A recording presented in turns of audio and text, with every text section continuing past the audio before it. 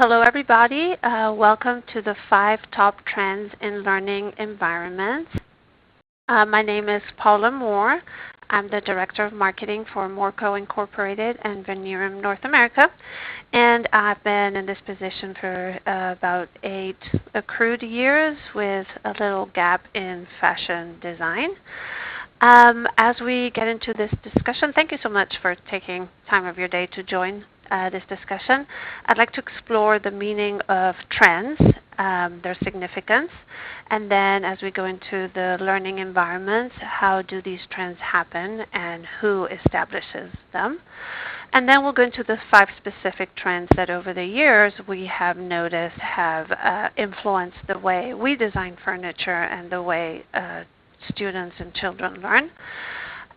Those 5 are collaboration, movement, engagement, a new way of setting privacy, and the residential effect.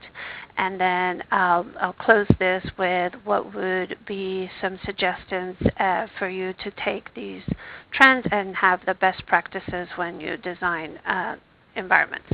So let's go into the meaning of trend. Webster has a few fun words to describe it.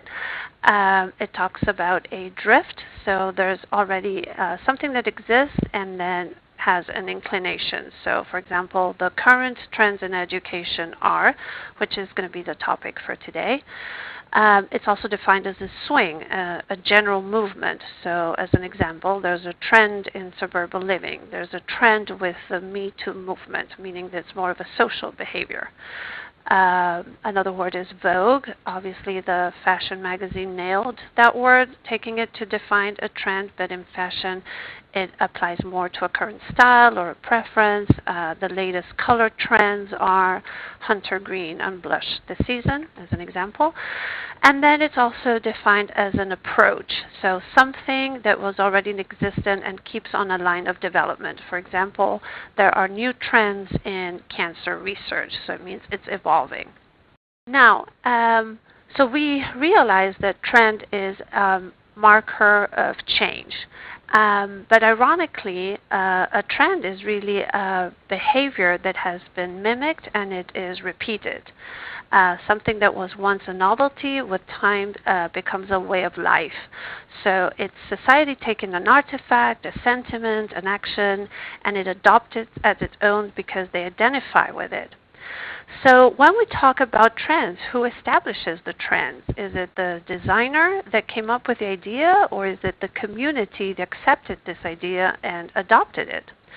So for us designers, or I consider myself one, I'm always trying to come up with novelty, with new solutions, think outside the box, break the rules even, just present something that has not been done in order to bring a new form and a new norm. But it does take that sense of acceptance. It needs community and it needs social behavior and acceptance for it to become a trend. So now that you have that word drilled into your brains, we can go into how it affects education. So we imagine a classroom 40 years ago, and then we imagine a classroom 20 years ago, and we look at classroom today. The changes are significant in both layout, in curriculum, in the way we learn, but there's also similarities because we still need a student desk, we still need a chair, we still need a teacher or an instructor, a topic, a subject, and an audience.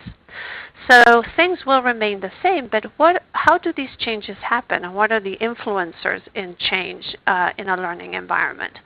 So by far, the technology is going to be the number one and will continue to be the number one influencer in how learning environments keep changing and morphing. It takes community because these changes don't happen by themselves. You're the superintendent of a district will start having conversations. Teachers will bring situations or examples into the table. Parents, students, everybody gets involved, and then it's talked about and then presented, and then a new trend or a change is brought into a learning environment. And then obviously social changes. I mean, as human beings, we keep evolving, we keep morphing. Just think about 70 years ago, 80 years ago, we had schools that were segregated, so the way of learning and behavior were very different.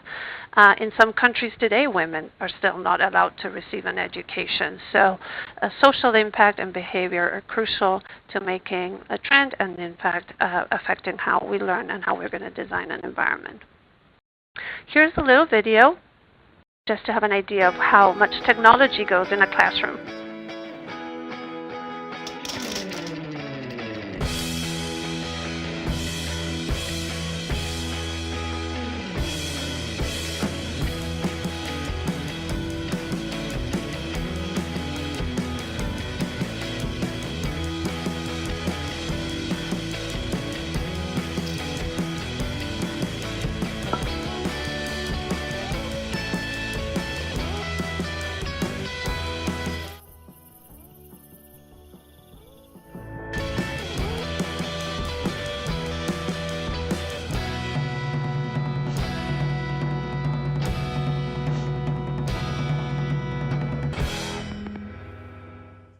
Okay, so back to our top 5 trends in learning environments. The leading in learning environment trend is collaboration. It has been there for a long time now, 10 to 15 years, but it continues to be the #1 preferred in designing learning environments.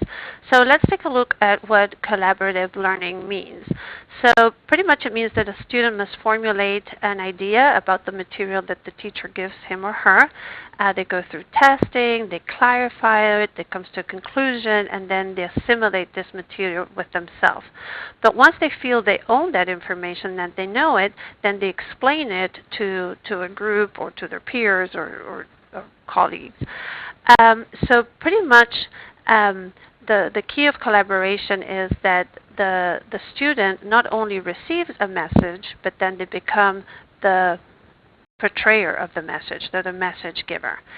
The advantages of collaborative learning are not necessarily the high performance in academics, although it does help, but I think the magic of it is really what it has done in emotional intelligence. And nowadays, emotional intelligence in schools is considered almost as a subject. It is assessed, it is graded in every report card, it is something that is expected, and it really helps develop empathetic human beings. And I believe that that's why collaboration has become such a key and such an important factor in a learning environment. It means that the teacher gives them a trusting environment, and we need to make sure that we give them the tools to make that trusting environment, but kids feel safe and they are motivated to not only memorize information and study material, but they can analyze it, discuss it, explore it, and hopefully put it into practice with their own performance. So how, as designers, what are the tools that we can give to foster a collaborative ambience? The key is to have rooms that can be configured easily into different shapes, that it can morph according to the lesson plan or what the teacher has to present. So desks that are easy to configure are key. Here at our company, we have come up with numerous different shapes and colors and forms, and these are easy for the student to align and configure on their own. Soft seating, introducing soft seating into a learning environment is a great tool because it gives the sensation of gathering, of relaxing, of togetherness without that solid structure of a desk and chair. It's important to give the instructor mobility so she or he can morph with the configurations of the classroom with speed. So the big desk that was, the teacher's desk that was on the corner at the end of the classroom is pretty much a thing of the past because these classrooms are going to be changing consistently. And we also noticed that dry erase tops, whether it's the full setup or just one, are a helpful tool because it helps the teacher when it is divided into groups to leave notes, assignments, reminders into for the students. And here is just a simple idea layout of in how many ways one room can be configured in a collaborative way into so many shapes and forms, whether it's group learning, small group learning, single line for testing. You have a group formation that encompasses the entirety of the classroom for discussions. So just examples of how collaborative setups can really enhance a learning environment. So next we're going to go into the second trend, which is movement. And I don't know if anyone remembers getting into trouble for not sitting still. I could qualify until that. Or if you're a parent to a kid who's walking around in circles while they're practicing the Pledge of Allegiance, or doing cartwheels where they're waiting their turn to kick the soccer ball. So being quiet and still is a source of focus for many, many people, but so is movement. And you have seen manufacturers come up with hundreds of solutions, from wobble stools to flex balls, even fidget spinners. But these solutions have come from the children itself, from the sense of society that we have. Kids who fell under the 504 plan, special ed, special accommodations, kids with ADD. In the past, these kids would have to be secluded from their learning environment because they don't have the tools for them to learn and feel integrated. So integrating movement in a learning environment will really enhance that sense of integration, whether a kid can sit still and learn or not. Here's another video of one of our very dynamic products.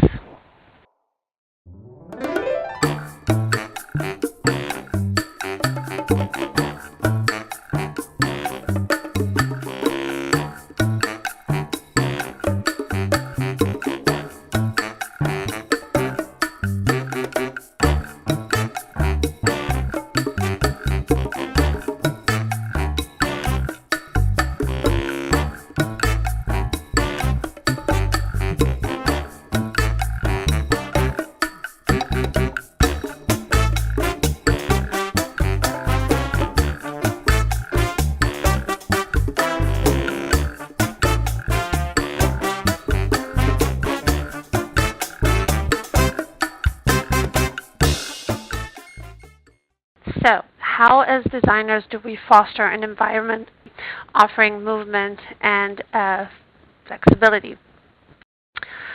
3 words: height adjustment, motion, and casters.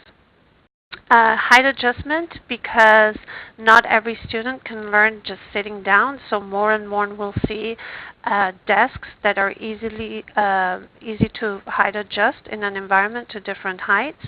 A lot of kids learn much better standing. We actually did a white paper on a situation in a school in New Mexico, and when we reconfigured the classroom from sit to stand, it just brought the academics up by 40% that year.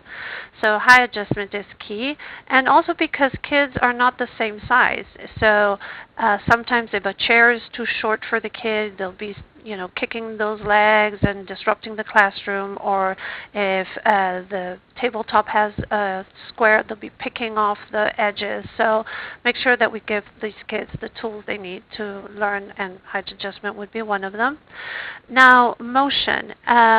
We developed this growth tool that you see on the top, and this tool was an idea and a creation really from our CEO. He has acute ADD and suffered a lot through his schooling years because he felt unqualified. I mean, this guy needs to move all the time.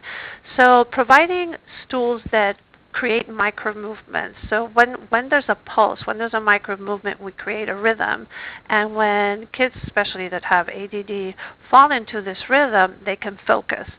So anything that can spin, that can pulse, that can balance back and forth is that creates this motion is going to be an excellent tool for kids that need motion. And then casters, the mobility and the flexibility of the classroom, again, is not only for students to move around, but for the teacher. The more effective she becomes with her lessons plan and how she's configuring classes, giving her a desk or a podium or a stand that can move around with her will greatly benefit the performance of her class. Next in our trends is engagement. And you want to create an environment where there's integration, there's interaction, and there's a sense of acceptance and full integration with both students and educators. Eye contact is what teachers consider the #1 key of engagement while they're giving a lesson plan. And it's incredibly difficult to try and have eye contact with 25 or 30 students who are all at the same level.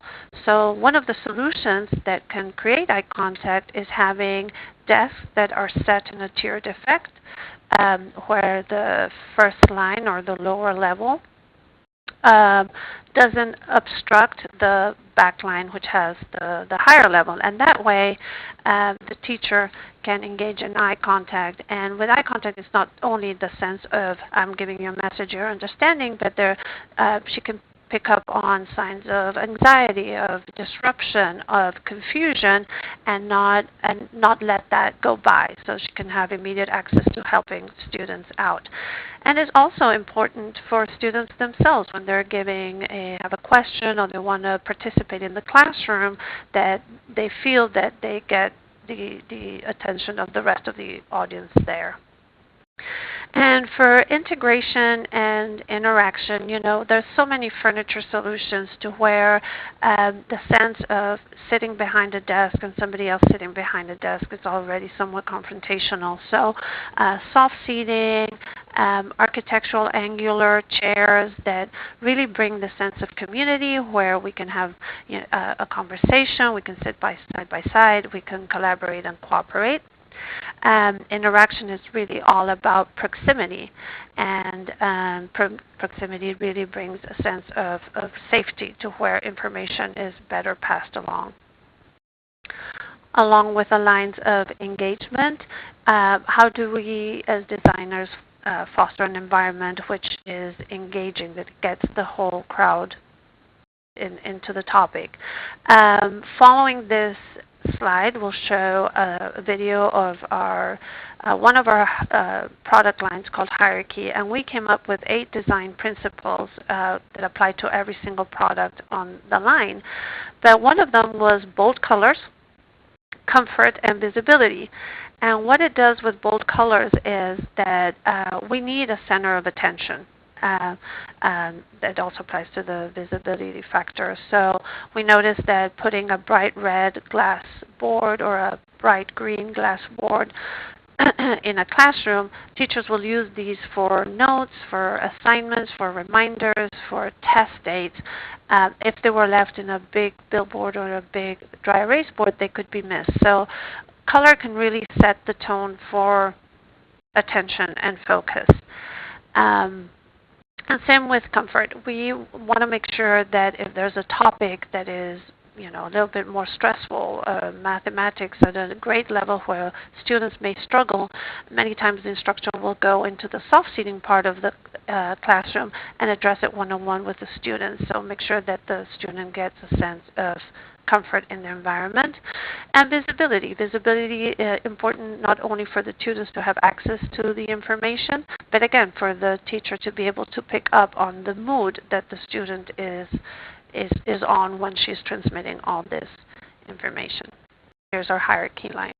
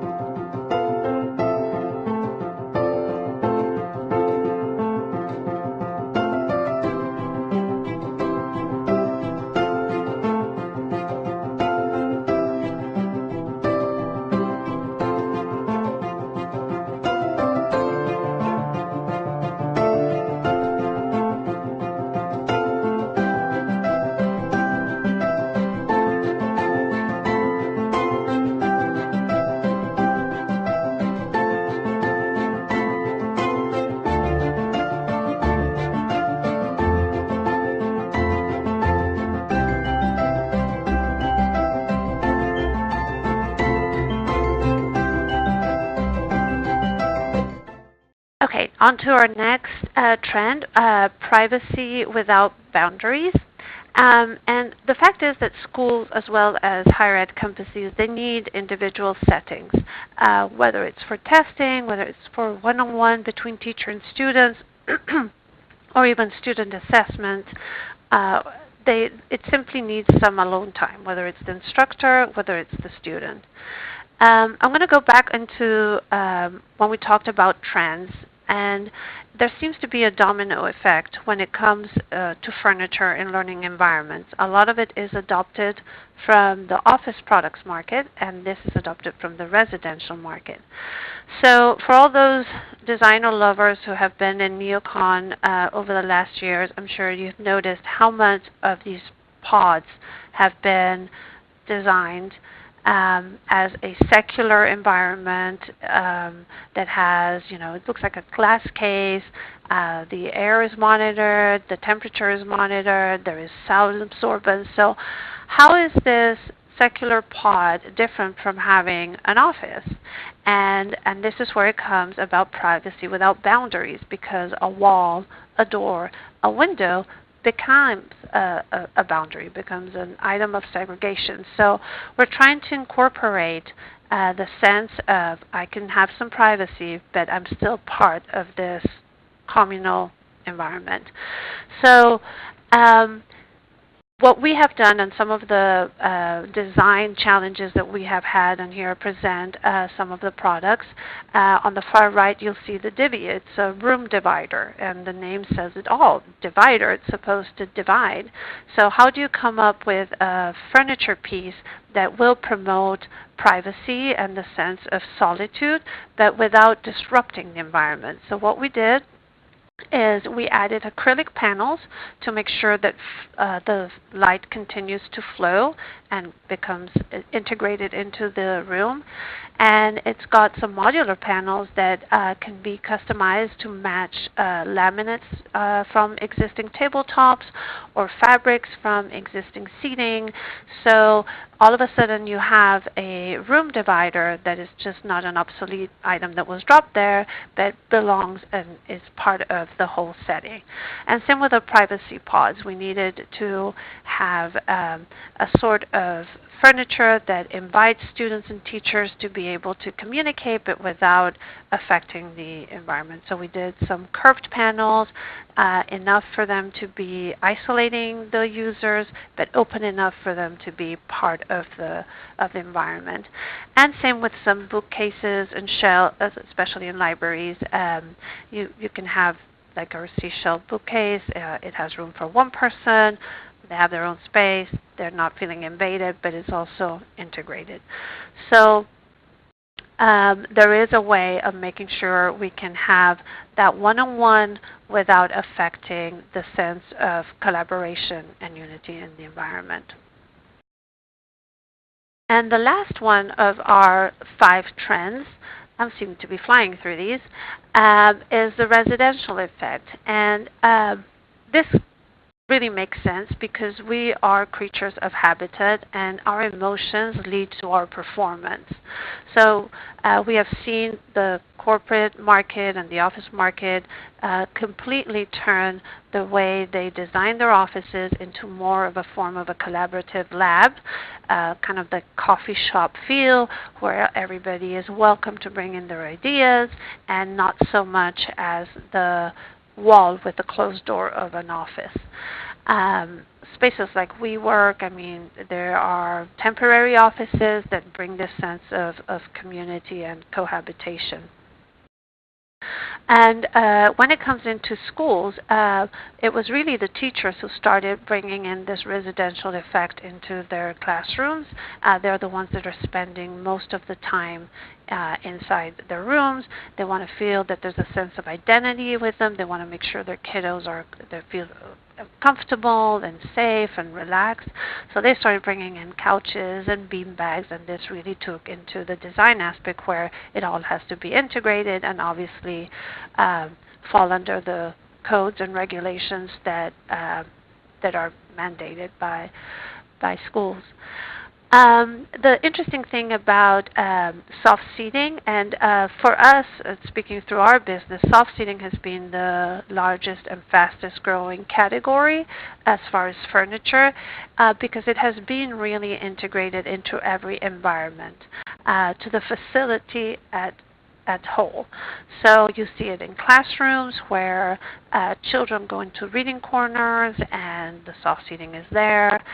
We have seen it in cafeterias where the old folding tables and benches are things from the past, and now we have more of eating booths and, as I already said, the coffee shop feel.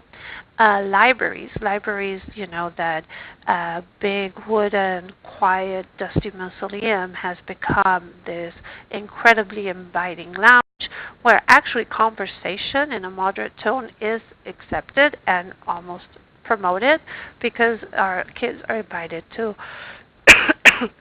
excuse me, explore. So it is no science to know that when your body is relaxed, your mind performs better. So trying to bring this chill effect into a learning environment is really going to help bring out the most of the kids. And even the teacher lounges. I mean, it used to be, you know, the stinky room that teachers hated going to. And now as you go into the newer design of facilities, you really see that there are places made for educators to recharge that are supported with technology devices for them to be. So the residential effect has taken over the educational design market. And I am going to conclude. This went much faster than I had foreseen. Oh, here's some more slides of some projects that we have done where we bring in that residential feel into a learning environment. Also add natural elements, you know, plants, wood, things that really make it feel warm and integrated. So to conclude this presentation, we know that we have already some trends that we can look on and integrate into our next project. You know, collaborative brings the best out of kids learning. The residential effect is going to help them relax, both teachers and students. If there is a need for privacy, there's a way to do it, whether it's not a complete segregation from the environment they're in. There's got to be a line of engagement, and movement, particularly today, is key for learning. But when you're on your project, I think the key to a performing design is to make it personal. And I'm not talking about making it personal with your aesthetic choices of colors or fabrics, but really make it personal as to the project itself. Now, a project will be defined by basics. The budget, can't change that. The location, you can't change that. And the age group, we can't change that. But if we ask the right questions and if we engage in the right way, we may make the project maximize to its best. Some of the questions that are good to ask is faculty. What is this? Who's going to be in charge of this project? Who's going to be using it? Is it the same teacher that has been in the school for 20 years? Is it the same kindergarten teacher, 8th grade teacher? Or is the school having a high turnaround of personnel? Because that will define little details. I mean, the teacher that's been there for 20 years can really help set the tone of how she wants her environment and how it will be best used. If it's a quick turnaround, then we can go to what hospitals use in their model, where it's very cookie cutter, standard, made for quick turnaround. The demographics, who attends the school? Is there a cultural richness that we need to be aware of and take as a form of inspiration? Is the community open to innovations? Because we can bring all these great solutions of collaboration and integration, but it may be a traditional format and they're not ready for that yet. And then last of all is communicating the purpose of the design. So we were at a summit, a design summit in Santa Fe not too long ago, and a lot of the issues brought up by our designers was how they put all this effort into the space, but then the teacher would come home back from summer vacation and realize that her room has been completely discombobulated and thrown into this new setup and wouldn't know how to use it. So communicate the purpose of the design, and if you as a designer don't have access to communicate this, make sure that the message is transmitted. And along with that line of communication is that information. So when we are deciding for products that go into an environment, let's make sure that we understand the product, what the longevity of the product, how many practices does it have, how can it be used at its best, and make sure that this information is passed on to the educator. So that's it. Thank you again for joining this discussion. My last slide, there's my email address and my phone extension. If there's anything that was left out, or if you have any curiosity about processes, feel free to give me a shout out and I'll be happy to answer. So thank you very much for joining me today.